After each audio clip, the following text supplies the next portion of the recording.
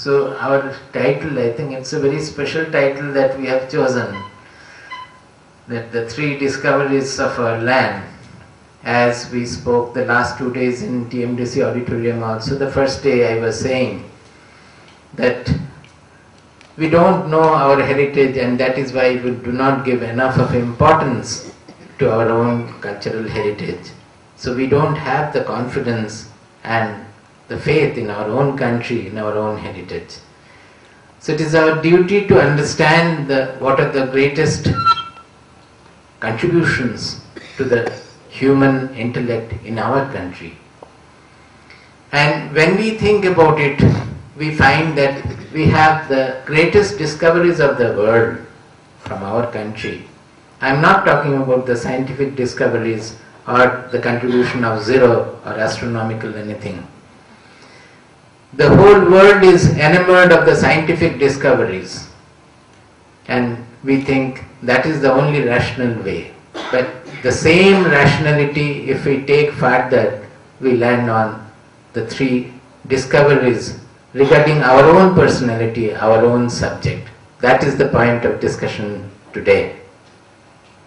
In the Western science, when it started, we had the first question that I, being a part of the world, how can I analyze the world?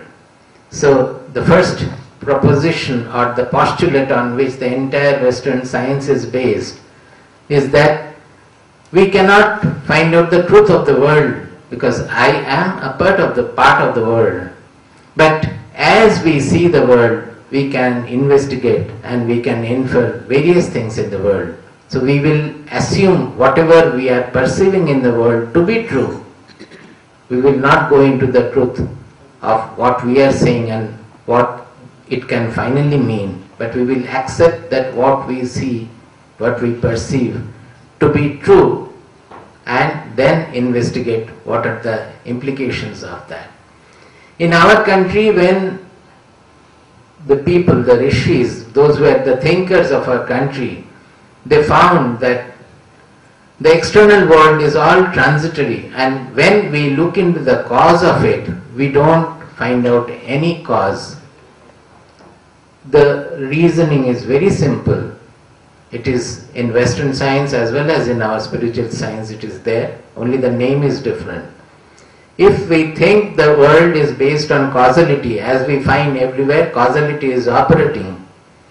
If we look for a cause for A and find out B to be the cause of A, suppose where from did the world come, we can investigate and find out that it has come from the sun, but the earth came from the sun. We can find out, we can try to think where from did the sun come. Like that we can proceed to any extent in the material range for the material cause. Suppose we land on the ultimate cause to be the Z, that B the cause of A, C the cause of B. Like that we continue indefinitely and finally land on Z. Naturally the causality will force us to question where from did Z come. If we think that God is some personality sitting somewhere in the sky or anywhere, then the question will come, where from did God come? The question cannot be subdued. It is part of causality we are seeing in the world. So finally we have to agree that there cannot be, if at all there is a cause for the world, there cannot be any material cause. That has to be accepted. And the Western science also accepts that finally we cannot go ahead with that inquiry further, because our entire inquiry is based on the causality. Suppose we say that the ultimate cause is a causeless cause, as often we say about our Brahma creator in the elementary level, that he is Swayambhu and there is no cause. That is the ultimate cause we try to project as a causeless cause. But that is again betraying our very causality. When we say it is a causeless cause, it is only stopping our inquiry for the causality. Because if the causeless cause is the cause of the universe, then again causality is applicable there. So artificially we are terminating our analysis of causality. So our people did not accept. They said that what is other than the matter an energy or whatever the objects, the objective world, what else is available in us, before us, to understand the cause? They found that we have missed the main thing. We, as the observer of the world, we have eliminated us right in the beginning. We means not our personality alone. We know very well that our body, mind, personality is part of the world. But something in us is observing the body, mind, personality as well as the world. So that is the consciousness, the subject, which is revealing everything, that knowerhood in us, which is revealing the external world and which is also revealing our thoughts, our internal thoughts, our intelligence. Everything is revealed by that. What is that revealer in us? That is what we refer to as I. So without investigating into that I, the subject, we cannot conclude anything over there. But that consciousness which still exists and which says that there is no material cause is not the cause of the universe. That was the investigation. I cannot go into all the details of the investigation because it's not possible in this short time, but I will try to make it as simple as possible in a broad manner to go into the discovery. Before that, you may wonder what are the three discoveries. So I will not keep you under suspense what I mean by the three discoveries. They are one discovery, but in effect they become three. We can call it threefold discovery also. Can you put this? We will put the slide in front so that we don't lose track of the three discoveries. The first one is the discovery of our real identity. That is, we are saying I, but what is that real I? What is our real identity? I will go into a little detail that when we are conversing, often we say that I am sick today. The next moment we say that my body is not alright today. We have to understand that there is a confusion in our expression. When we are saying I am sick, that means I am the body. Whereas when we are saying my body is not alright today or is sick today, the body becomes object before me. The body I am seeing. The subject is different from the body who is seeing. So, truly speaking, the subject is not the body. The body is an object before the subject. I assume that you understand this subject-object difference. Subject is the seer. And object is what is the perceiver, and the object is whatever is perceived. This is the fundamental ground. We can go deeper in it about the mind. What about the mind? Sometimes we say, I am very depressed today, or I am very jovial today. Sometimes we say, my mind is not alright today. Again the same confusion that we are associating ourselves, identifying ourselves with the mind, and next moment we are saying, mind I possess. It's a possessive case. So, the true viewer, if I am seeing the changes in the mind, that I am different from the mind, the subject is different from the mind. So, mind becomes an object before me. The same case holds good, even if it is an intelligence, our intelligence. The intelligence is not sharp today. The intelligence is not what it is today, what it was 10 years ago. All the changes of the intelligence has been seen by me, observed by me. I have been watching that. The perceiver is different from the intelligence also. Like that, when we go inside to find out, then what is that subject? You have to follow me very thoughtfully, deeply. What is that I then? We go further, deeper within to find out what is that I. What happens is that our very effort becomes self-defeating. Why?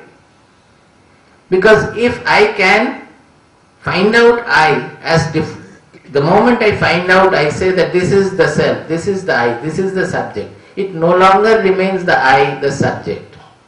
It becomes an object before me which I am perceiving. Am I clear? If I can determine or say that, well, this is the self I have discovered, then it is not the self, because who has discovered the self? Who has revealed the self? I am saying I have discovered the self. That I is different from the self I have discovered. So by my effort to discover the self, I have objectivized the self. Am I clear? The self which is subject, I have made it into an object, and then I am saying that cannot be the subject, that cannot be the self. So we encountered the greatest difficulty in our effort to discover the self, because every effort to know it is self-defeating. We can know it only as when it becomes an object, by making it an object. So naturally the question comes, if that is so, then self has to reveal itself, only then we can know.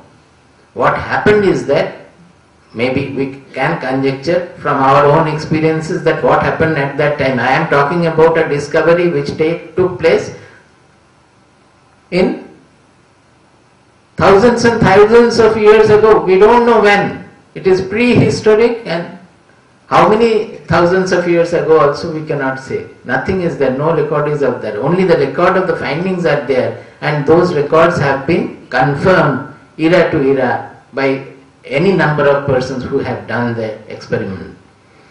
Now what happens is that this is the subject, is the revealer of the external world through the senses, and it is the revealer of the thoughts of our mind, the intelligence, the emotions, whatever is within our body.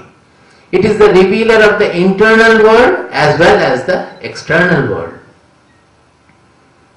So we are always focused on what is revealed. Suppose this paper is revealed. Our focus always goes on the paper. We miss the revealer which is revealing the paper. The finally, although we are seeing with the eyes, finally where it is getting revealed, the nerve impulses go within, in the brain. In the brain some sensation is created, but they are all electrical signals only. Finally, we are calling it paper. In the mind, the knowledge is revealed in the mind. Who is revealing the thoughts? It is revealed again in the consciousness. So, we are missing the revealer every time because our mind is focused on the object it is revealed. It can be external object, it can be internal object. It can be a thought, it can be an external object. But the revealer we miss because the focus is on that what is revealed.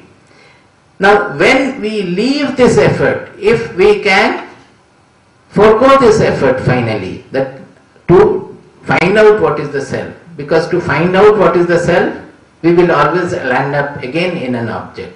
When we forego the effort to discover the self, and because of our intensity, we forget the whole world, including our body, mind, personality. That means the mind becomes calm. It becomes absolutely thoughtless, quiet. The intelligence no longer struggles to find out, is it the self or is it not?